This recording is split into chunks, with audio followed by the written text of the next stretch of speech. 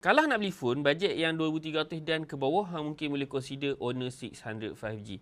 Dia ada abang dia, harga mahal sikit lah. Tapi hari ni aku share dekat apa yang best pasal Honor 600 5G ni. First kali yang best adalah dia punya bateri. 7,000 mAh, boleh tahan daripada pagi sampai ke maghrib. Kalau hang pakai untuk WhatsApp saja, aku rasa 2 hari, 3 hari pun boleh tahan tanpa masalah. Dan aku dah guna untuk main game Mobile Legend, 3 ke 4 jam, bateri pun tak turun lebih daripada separuh. Dan yang best part is, bila hang main game pada tempoh yang lama, back panel ni tak rasa panas. Mungkin sebab dia punya material macam glasses sikit.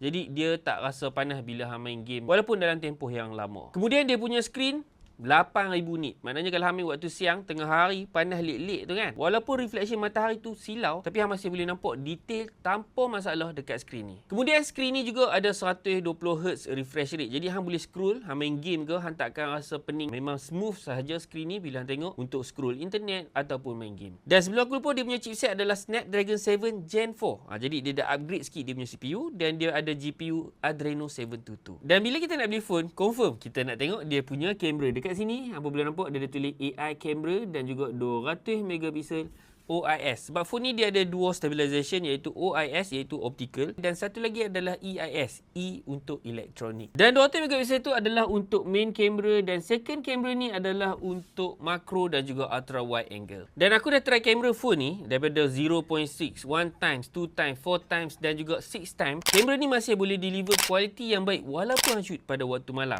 Mungkin sebab dia ada bantuan daripada AI, jadi dia boleh enhance kamera tu untuk jadikan kualiti dia lebih baik dan lebih sharp. Kalau bertanya aku, benda yang paling aku suka pasal Honor 600 5G ni adalah dia punya back panel. Sebab material dekat belakang ni, bila main game lebih dari 4 jam pun masih tak panas dan dia rasa premium. Itu satu benda yang aku suka lah. Dengan harga 2,300, hangpa boleh dapat sebuah phone mid-range yang nampak premium, rasa premium dan dia punya spek memang dah almost nak sampai flagship punya kategori. Jadi kalau bajet hangpa memang 2,300 dan ke bawah, hangpa boleh consider lah untuk tengok Honor 600 5G ni. Sebab bagi aku, dia sebenarnya bukan mid-range, dia sebenarnya dah dekat tengah-tengah antara mid-range nak ke flagship.